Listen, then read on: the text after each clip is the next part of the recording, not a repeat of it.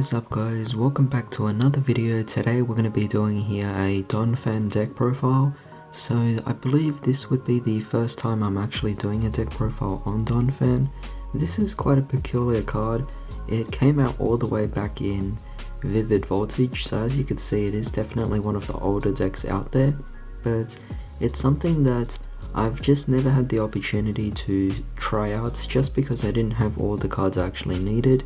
But to finally see that I actually got everything I needed to actually build the deck, I thought I might as well give it a go even though it's a little bit late. Of course I will be mentioning which cards I actually was missing once I actually get to it, but for the time being, if you guys do enjoy this video, definitely please consider dropping a like, share, comment and subscribe, and also hit that bell notification as well. It really does help. But without further ado, let's begin. So starting off here we have our Donphan, 3 copies of Donphan and 3 copies of Phanpy. I thought this was definitely a better ratio to play with. There was no need to play 4 of them, just because if you benched too many of these, you'd be inflicting damage on yourself. So the main attack we actually want to focus here on is Earthquake, being only 1 fighting energy and dealing a whopping 120, which is very rewarding of course. However, in exchange, this attack also deals 20 damage to each of your benched Pokemon, and it's only your benched Pokemon. So, as you can see here, if we played 4 of them, we would have 1 in the active zone, and the other 3 in the bench, and we're just hurting our own Pokemon. So, I didn't want to do that. As a result, I decided 3 copies was more than enough for this particular deck. However, you have to keep in mind that Donphan was one of those cards, or one of those Pokemon, which was considered to be really good when it initially came out. So with that being said, to see it in this particular format now, it kind of holds up to a certain degree, but not as much as it used to. Back then when the pre-release kits came out for Vivid Voltage, you had both Charizard and Donphan being the most sought after ones.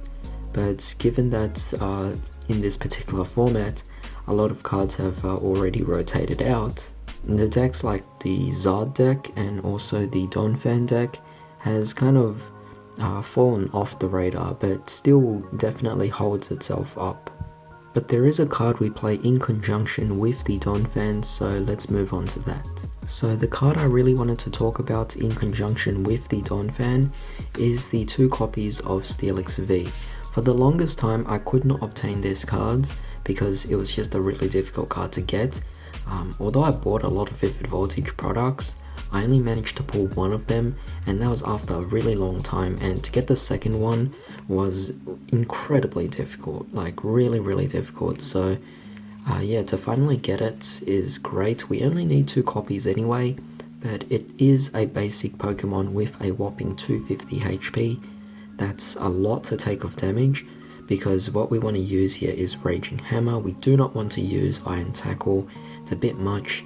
Of course we can use it if we build up enough energy, but with Raging Hammer, dealing 30 but 10 more for each damage it took, you could pretty much have this sit in the bench, let it be damaged via Donphan's attack, and then of course you build up the power needed to just deal out a huge amount of damage onto your opponent. So it's really rewarding, but of course we only need 2 copies of it.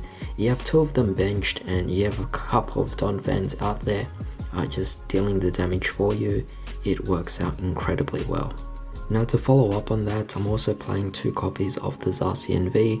Zacian V is just a great card to turbo out your energy, but at the same time it also can act as a tertiary attacker as well, which is great because we already have 2 main attackers, but the fact that we're playing enough steel energy to equip to allow you to deal 230 for your Brave Blade attack, it's definitely very fantastic.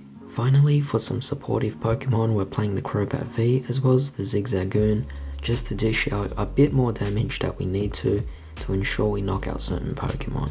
Next up, for some searches, we're playing 4 copies of Quick Ball, 2 Level Ball and 2 Evolution Incense. We don't have to go so crazy with the amount of numbers here, but this is the ratio I find to be most comfortable. Next up, we want to pull some shenanigery here, so 2 scoop up nets to work in conjunction with the zigzagoons, but we're playing 4 switches. Do not play air balloons in this deck, it does not work whatsoever. The reason why switch works so well with this particular deck is because of the fact that you have so many high cost retreat Pokemon. The Donphan requires 4 energy to actually retreat, and as for the Steelix, I think that also requires 4 as well, which is pretty insane. So as you can see there, air balloons won't even work in this particular deck. You're going to have to stick to the switches, and that's pretty much your only option. You could also use escape rope, but I'm deciding not to play it. Next up, I'm playing 4 copies of Metal Saucer. We're playing plenty of metal energy here, so to work it with the metal sources would be very amazing. And energy switch just allows you to play around with your energy to whoever you want. We are not playing Bronzong, so there's no need for us to worry about playing extra copies of those. The energy switches are definitely really helpful in this case.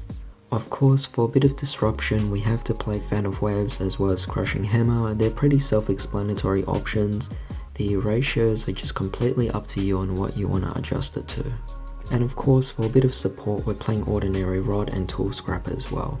For supporters, I'm playing here 3 Boss's Orders, 3 Marnie and 4 Research. Seems a bit self-explanatory in this case, but the extra Marnies and extra Boss's Orders definitely do help out in this particular deck, just to establish control and also manipulate what your opponent has. I'm also going to be playing 3 copies of the Stone Energy. There's no quick way to attach Stone Energy to your opponent, or Fighting Energy that is. So in that particular case, I figure if we're just attaching them one by one, I'll just use the Stone Energy to mitigate damage as well, and you only need 1 copy to get Donphan working.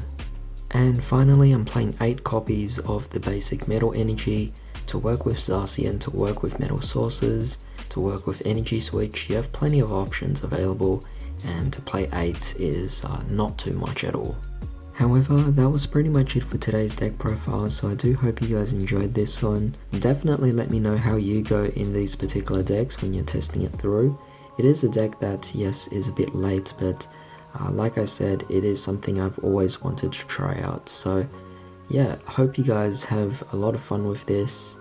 Do let me know your suggestions as to how you might adjust this deck to fit in this particular format. Is it a bit outdated? Maybe the build needs a few more of the newer cards out there, but then again, there are some cards that are pretty much timeless unless they're rotated out. So best of luck, hope you guys have a great day. I'll see you all next time.